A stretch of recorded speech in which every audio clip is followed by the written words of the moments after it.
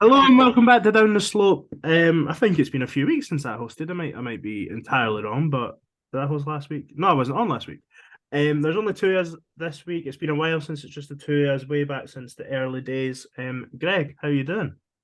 Not bad, mate. Not bad yourself. Yeah, good. International break's been good, isn't it? Scotland have Yeah, won twice, and we had a thoroughly enjoyable day. Along with Harry at one of our close friends' weddings. yeah. Very good. Aye. Very good indeed. Right, so we sent out the questions tweet this morning. It's a Wednesday after international break, and Hibs obviously haven't played. So, to be expected, there wasn't a whole lot of traffic. So, what we're going to do a little bit different, we're going to talk about Scotland a little bit for the first half of the episode. So, first of all, Greg, what did you make of last night's game? Obviously, we both missed the Cyprus game due to the aforementioned Yeah. thing. Um, I find it funny that Rodri decided to go on about Scotland spending their time on the floor when Hosselu spent probably 90% of the first half on his hole. That was a tantrum for the Before ages, wasn't it, in the first half? That was. mate, he just couldn't wait to go down at every opportunity. What was it? Hadley won the ball off him, and then there was another one as And well. just maybe put his arm across him, and that's when he completely lost the place, I think.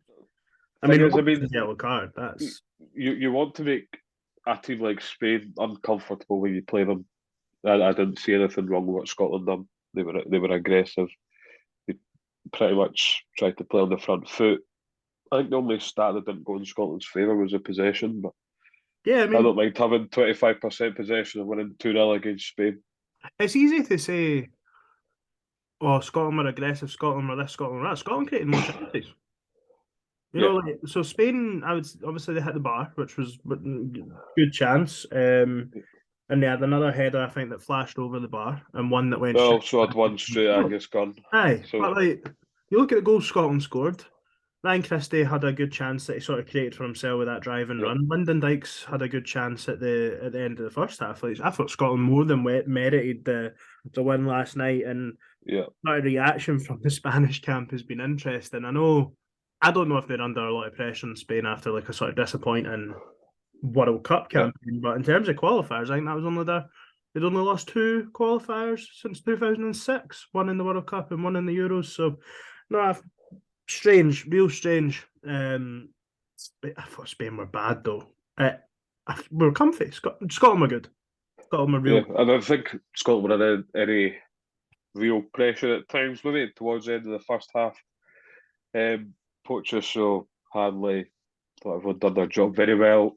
Tierney, although I think Scotland would be helped with Hosselu going off Yes. because Yeah, I thought that. he was quite a danger when he stayed on his feet.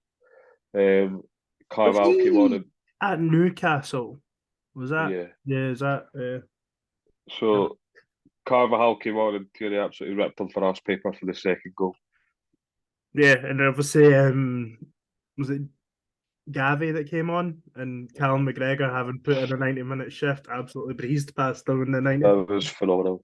And Uh, Callum McGregor is unbelievable, aye. scary good. Yeah, Like I think he's. absolutely skipping past boys for fun. Yeah, I think with Scotland as well, what you're seeing just now is a real strength in depth. You Ryan Yeah, Jack, Stuart Armstrong, was it five changes I think from the weekend, but two yeah. players that played quite a key part in the win at the weekend didn't even feature last night. Obviously, Che Adams dropped out, Lyndon Dykes came in and done well, and then you've got players that are missing from the squad. You know, maybe a Kevin Nisbet or Yeah, Shankland obviously came in. Like, there's seems to be a real strength and depth in the majority of positions now. Billy Gilmore on the bench, Yeah, like Scott McTominay was on the bench at the weekend, scored 2 goals last night. Just looking very good. yeah. I had a real And I think problem thing. people are starting to maybe fall back in love with the national team because for years it was really shy. Yeah, I mean, I don't think I've always followed Scotland, right? But it's definitely never been. I'm an armchair follower more often Yeah, than not. I've been a couple of times. I had tickets that were cancelled because of COVID, etc. I think you'd lost interest, fair to say, probably up until yeah. Steve Clark came in. Then I was at the Denmark game and that was it. Yeah, Right, let's get on to some of these questions that first relate to Scotland, then we'll talk about Hibs and then do questions. So, Billy, a king of the North, has there ever been a more likeable footballer than John McGinn? You can't say Alan McCoist. It's probably what do you? I mean, John McGinn's up there for me. Absolutely Yeah. up there because it's got that tie-in with Hibs, obviously. So he's Yeah. going on down south, doing well, and I think what helps for it from a Hibs fan point of view is Tom English's tweet. You know, like regardless of what happens in John McGinn's career, that tweet still exists, and we Yeah. will forever hark back to it, which makes it much more enjoyable. It's like the Lee Ashcroft tweet that was floating out again The last night. dead part fire boy. and Ryan Porteous. Yeah, Anyway, how the tables turn. Ryan Porteous now the darling of Scottish football. yes, But I think we've always liked John McGinn because he was obviously at Hibs. He won the cup, but he was also a character. I think that's a big thing in football. Where you sometimes get players that are maybe quite quiet, but he's not. You know, he's funny. He's just seems like a great guy and a top footballer to boot. So yeah. The style of play as well, like he's not the same type of central midfielder as Cal McGregor or Ryan Jack, who, yeah, depending on what side of the old firm you support, they both have their critics. John McGinn, I think, plays in a style that gets everyone on board. It's 100 mile an hour. He presses, he harries, he's strong, and he drives on the ball. It is the sort of, I think you've seen it at Hibs when he left, and maybe still, we've not had anyone that's really carried the ball from sort of box to box the way he does. he's very honest. He's a very honest player as well. Like he will stick his arse in the way and shield, and but he's also got a great shot on him. He'll score Yeah. goals for you. So I think he's pretty much a great all round football player, box to box, can go forward, can defend, can do everything really.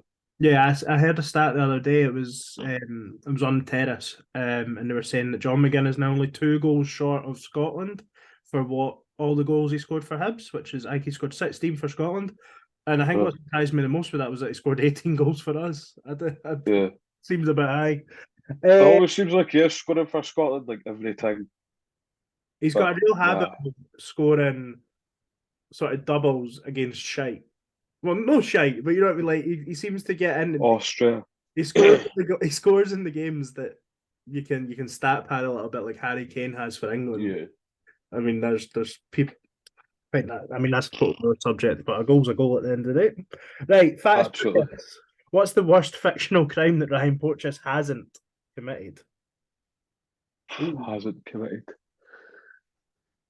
Oh, I mean, he is the absolute media darling now, isn't Yeah, he is now. And it's like, Joe, it's funny. It's like all these people saying, if he wasn't such a hammer thrower at Hibs, but he wasn't a hammer thrower at Hibs. he? Yeah. It's mythical that he was a hammer thrower Aye, at Hibs. He's always been a good player.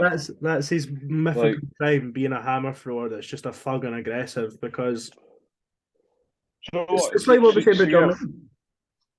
Yeah. See if you're a Rangers fan, right? Your centre half laughs in somebody's face. You're going to lap that up. Yes, yes. He does it, and that's disgusting. You can't be doing that. Ryan So, Kent punched Scott Brown in the face, and and they after season they ticket love him holders for hung on the that. mug. Like they love him for that, right? And it's like well worth the £7 million just because he punched Scott Brown. But you know what I mean? But Yes. yeah, Ryan Porteous is an absolute thug. Have you been Currently. surprised in the slightest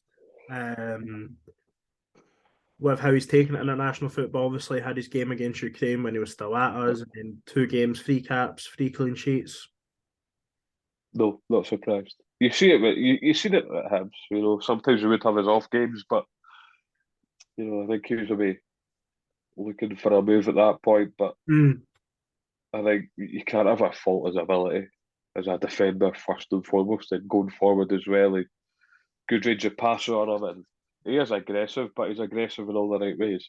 Yeah, I think it is interesting, because you see Porteous and he's performing at a real high level. He seems to be getting a lot of praise for the way he's performing at Watford, albeit they're struggling. And they sacked their manager a couple of weeks ago, which is Yeah, unsurprising. But and then he goes into Scotland and he excels.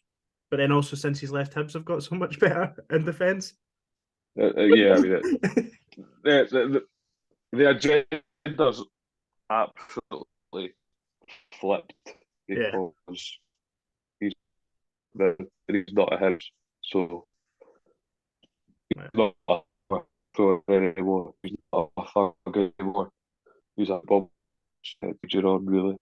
yeah. Right.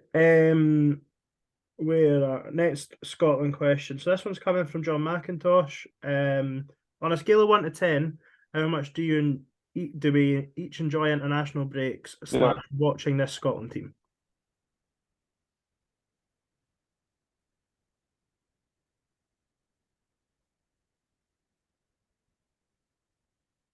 yeah, that's fine.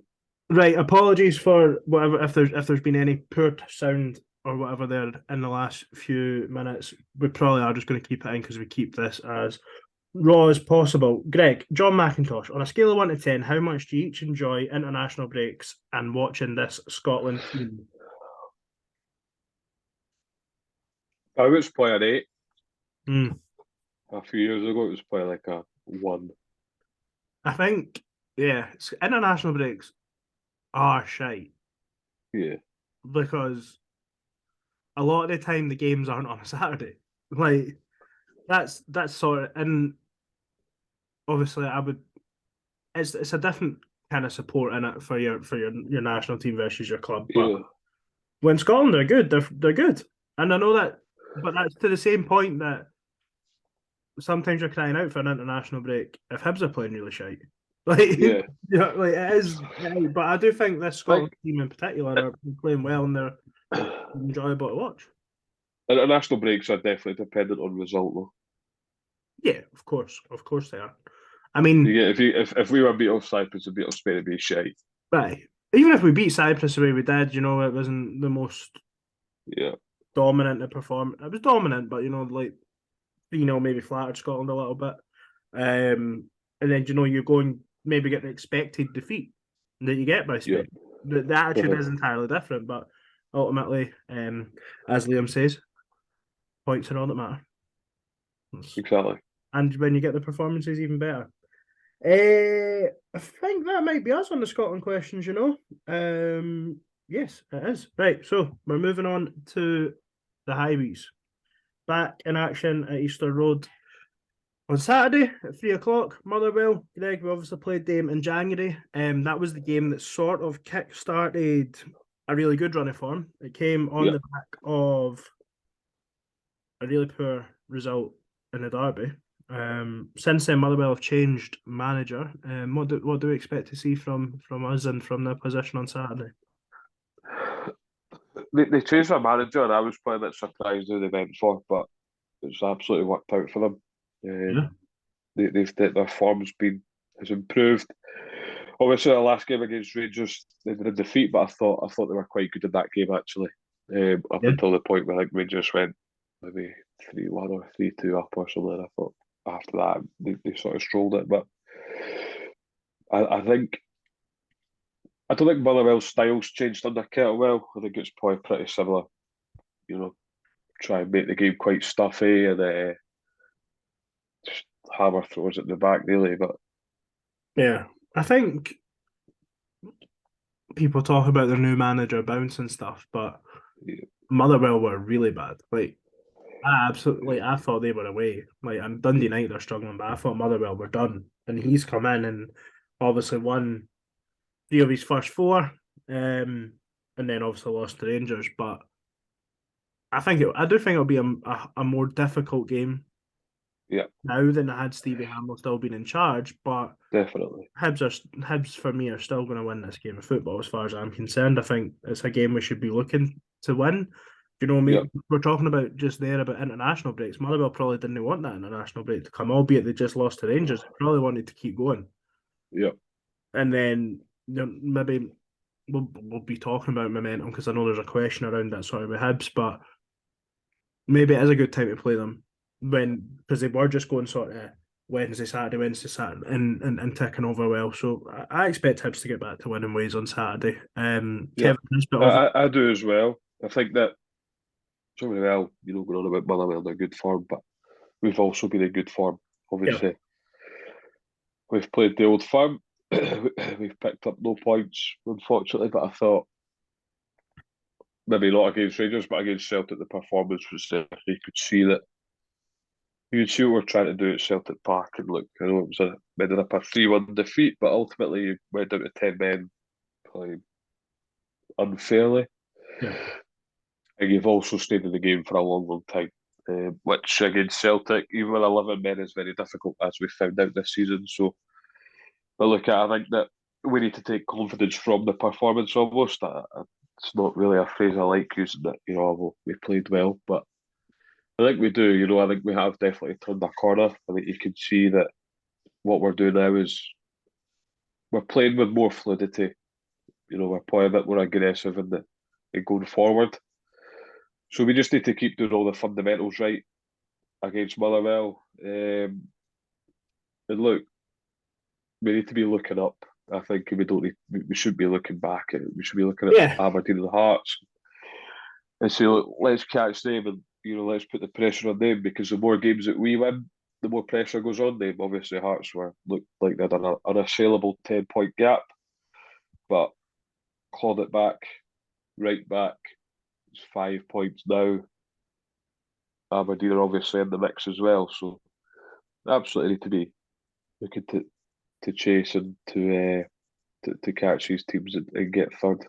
yeah. So we obviously the episode before the Rangers game, I don't think you were on with us. I think it was just the other four of us, and Yeah, Harry made a really good point in hindsight around, even if we don't get the results, performance, momentum, making sure that they don't kill the season again, like how yeah, going to Celtic Park earlier in the season kind of did, on the back of, albeit a defeat absolutely. at Tannadice, a really strong performance at Tannadice that night. And it sort of feels like we're there. Maybe with how bad the ref was and the fact, we did go ahead and then we held out, maybe all that sort of narrative as a fan helps you feel Yeah. even better about it in defeat. And when Lee Johnson comes out and starts calling things out, that ultimately he's right to do so. And I'm quite surprised he seems to have avoided a ban. I've not seen anything around him being He so. got he got booked, so he gets a ban for that. Does he get a ban for a booking? He's had a few this season. Oh, has he got a ban for the weekend, has he? I think so, yeah. Oh, right. So, but I mean, kicking the balls on the. But he's not had an actual ban for his comments, which I was Aye. surprised about. So, and to be fair, when you see, I think Celtic are posting record turnover or whatever, I think we need to be kicking as many balls onto the park as possible. Um, Yeah, but yeah, right. So let's move on to this very first question in regards to the game. We have sort of answered it already, but Kevin did ask, despite losing the last two games, are we confident we can get back onto winning form against a Motherwell team that is playing well lately? He did also ask how good Sportchess' selling clause looking right now. Fantastic, because he's doing well in the league and well for Scotland. yeah, Yeah, so we are confident of getting back to winning ways. It yeah. does feel different though, doesn't it? Like that Rangers game was bad, but the Celtic game was good. It's now time to pick it up again, get going. Yeah, 4 games until the split. 4 winnable games. You hate it, huge game. You hate it, but huge game. yeah, yeah. I do hear it because, as I keep saying, every game's a huge game when you play for this football club. But it is in the constant in the grand scheme of things. Motherwell coming here with a bit of form behind them. They'll be looking to pick up as many points as possible. I don't think they could get in the top six at this point, but they could certainly push themselves further away from the bottom of the league. So, look, maybe want to pick up as many points, probably look to build for next season. But for us, we need to go and stamp our authority on the game and do everything right in the game and look to pick up the 3 points, because it'd be a huge 3 points considering where we have been in the league and now where we're sitting. We're sitting Yeah, a lot closer to the pack. So absolutely. Hearts and Listen, Aberdeen are both away from home. Aberdeen yeah, are at Johnson, Hearts are at Kelly. So, there's no guarantee there that either of them win. if we could close the gap, put some pressure on them, like I said, and that's what we need to be doing. We need to be putting pressure on these teams. Yeah. Do you think I was gonna say, mate, it's totally I had a train of thought there and I was gonna link it in and then it's just disappeared. Right, next question. Jeff Ashton, we'll stick with the ones that are sort of directly about this weekend. Yep. Elliot Youan's obviously suspended. It's going to be a huge miss. Is Nisbet the obvious replacement? And then the midfield, who plays? Jake Doyle-Hayes, Campbell, Jago, CJ, Egan Riley, Newell, Chris Cadden. And he also believes Lewis Miller should keep his place sort of in that right back, right wing back, depending on. Let's start with the first one, striker. Nisbet. Yeah, I agree. Nisbet is the obvious one. Good vibes after scoring a hat trick at Fir Park. You'd think he'd be confident going in against Motherwell. Maybe a surprise that he wasn't the player that came off the bench at Celtic Park. Obviously, Hoppy came off the bench. I suppose he done. Hoppy scored against Kelly, played his part in the goal against Rangers. But I'd be surprised if Nisbet doesn't sort of cement himself if he's fit as the sort of starting number 9. I know that may be quite harsh on Youan, but I think Nisbet will see himself as that sort of starting central striker for the rest of the season. Yeah. I think he'll also feel like he's got a point to prove, but yeah. Midfield. So obviously Jake Doyle. I have to give you some credit actually, Greg. You sent a message before the Celtic game saying Jake Doyle-Hayes and Lewis Miller masterclass incoming, which I think was entirely tongue in cheek. Definitely not. But both players played really well. At Celtic Park, but specifically in midfield, what's that balance going to be like in there? Drop Jago for Newell. Do you think that's going to happen? Do you? Yeah. Well, that's what I want to happen. Right. Okay. I don't know if it will happen, but I want it to happen. Joe Newell gives you more on the ball than Jimmy Jago does. Do you think that's going to go down well with? Probably not. No. Jimmy Jago's like the Messiah, the saviour. And here's me pulling out Joe Newell's name, who's created the second most chances in the league. Are you looking to go back to a midfield three of Josh Campbell, Jake Doyle-Hayes, and Joe Newell? You fucking better believe that's what I wanted. And it'll be that for the first 10 minutes until we decide that it's too one-dimensional again. Right. Nah, I think, look, Egan Riley in there as well. All of them? Yeah, I can't remember Egan Riley playing at Celtic Park, but centre mid and then dropped back. Yeah. I think get them all in. I think, and I agree with Jeff's last point. I would probably keep Lewis Miller in. And at right back, I would expect us to slot back to a back 4. I think Cadden will be on the bench. And thing is, if you bring players in that do well, you can't really drop them.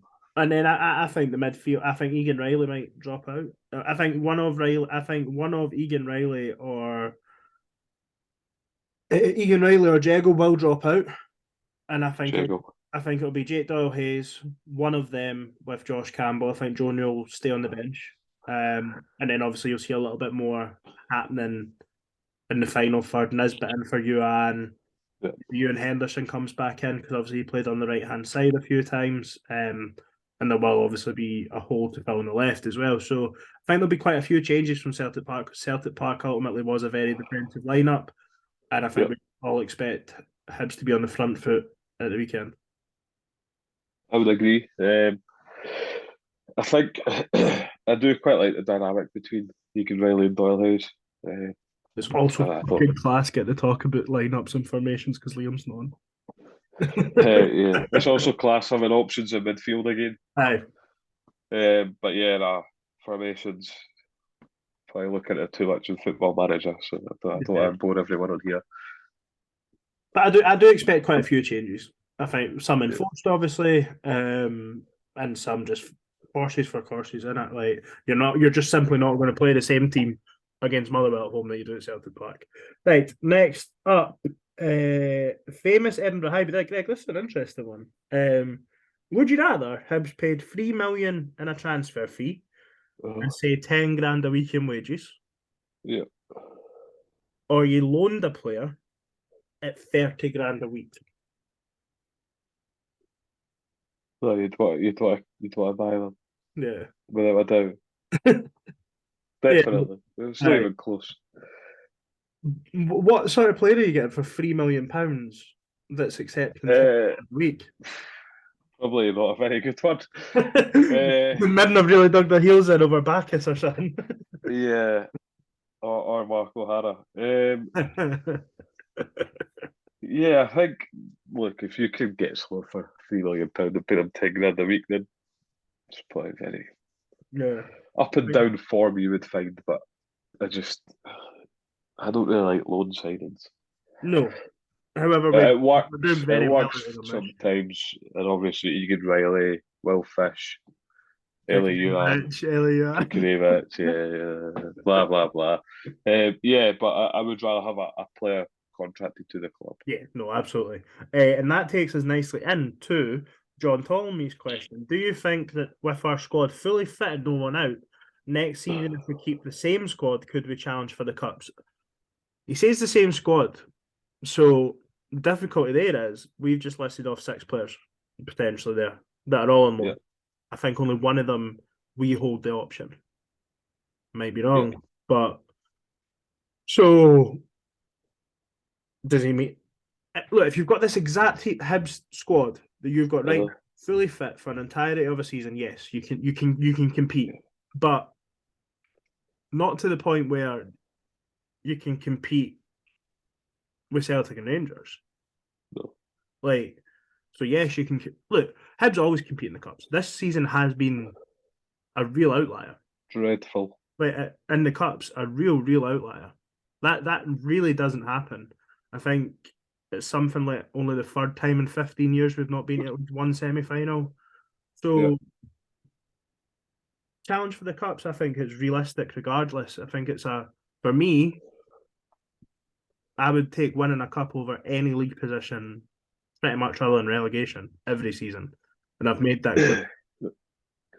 Because That'd be greedy and want a cup and third. I'm getting no, Greg. We know 2 cups and we know. then. We do know that. But yeah, I would absolutely swap cups for league position. Yeah. Year on year. Maybe that's a dangerous question. It's a dangerous territory to get into. But the squad almost as dangerous as Jimmy Jiggle slammed the squad fully fit is good. I think you've seen a lot. But it's a good look. It is a very good squad. You've got Egan Riley that can play in numerous positions. You've got Will Fish coming onto a game. You've got experience mixed in there. You've got goal threats. You've got flair players. You've got a lot in there. A good bit of quality. You've also got young lads coming through as well. And you've got Melkerson to come back in the summer, so that'll take us to the next level. Wow. I don't know how his loan's going, and not very well. The last I'd seen he'd been on the bench last I'd seen was after 3 or 4 games. I think he'd been on the bench every time and played about 1 minute. So I don't think we're going to be getting £1 million for Elias Melkerson, unfortunately. No, unfortunately not. Right. However, I would like to see him come back and do well for us. Yeah, absolutely. And there's nothing to say that the experience out there, regardless of game time, won't have been good for him. Like that's it could be better, but if he comes back and he's not going to be any worse. Nope. Simply than what he was before he went. Wikipedia says 0 games. 0 games. Fuck's sake. Yeah, I think Hayes will may come on as a sub, but that's what. Right then, that is all our questions. Not a whole lot for us to go over. Obviously, spent a lot of time in Scotland, but let's do something we've not done for a while. Let's just go score predictions for the Motherwell game on Saturday. 3-0. Come on, give some goal scorers. Jonial hat-trick. at Harry MacArthur. Specky Fumin. He's at the game on Saturday, and he's up now, isn't he? He is, yeah. Yeah, no, good. I'm gonna go for a routine 2-0 victory. Couple goals, maybe one either side at half time. Easy days. Kevin Nisbet and Will Fish. That's where I'm going. Kevin Nisbet and Will Fish. Go for a corner in the first half, and Nisbet to wrap it up fairly.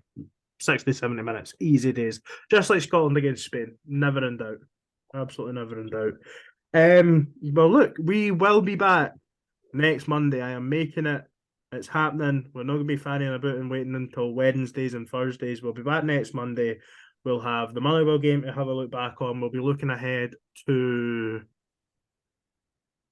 Dundee United. Dundee United away for him. Aye, Dundee is on the Sunday, innit, on Sky. By the way, 30 quid a ticket is an absolute outrage. On a Sunday lunchtime. Like, aye. I wouldn't know anyone that uses these, but see when you're able to, I believe, source things for 50 quid a pop, 70 quid a pop, that gives you loads of different access to stuff. Like moving games to half on Sundays and charging 30 or quid a ticket. It's madness. It's absolute madness. I don't get it. Sky are obviously just trying to fill their allocation at Tannadice because they're obviously not expecting to have the Sunday night. That's shite. Yeah, they're not, and it's that obvious. They're putting on Hibs at Dundee. This is going to be a fucking rant. They're putting on Hibs, Dundee United at Tannadice on a Sunday because Dundee United aren't going to have any games they want to cover in the split. Yeah, which is stupid, by the way, because they're going to be in a relegation battle. They're not going to play Hibs again at Tannadice. They're not going to play Hearts, Aberdeen, Celtic, or Rangers. So they're just going, aye, that'll do. And good for Hibs, I suppose, that we're getting more coverage and that. But the TV deal, the joke, like, aye. Yeah. 30 quid. Neil Doncaster, and they're selling the game, but overpricing the fans. Aye, absolute joke, mate. We'll leave it with that. Yeah, well, just like my screen has just got a hell of a lot darker as the sun is starting to set. Let's wrap this up now. It looks nice and bright still in Edinburgh, so lucky you. It's lovely. Right, I'll speak to you later on. Thank you very much for listening, and we'll be back next week. Cheers. Take care. Bye.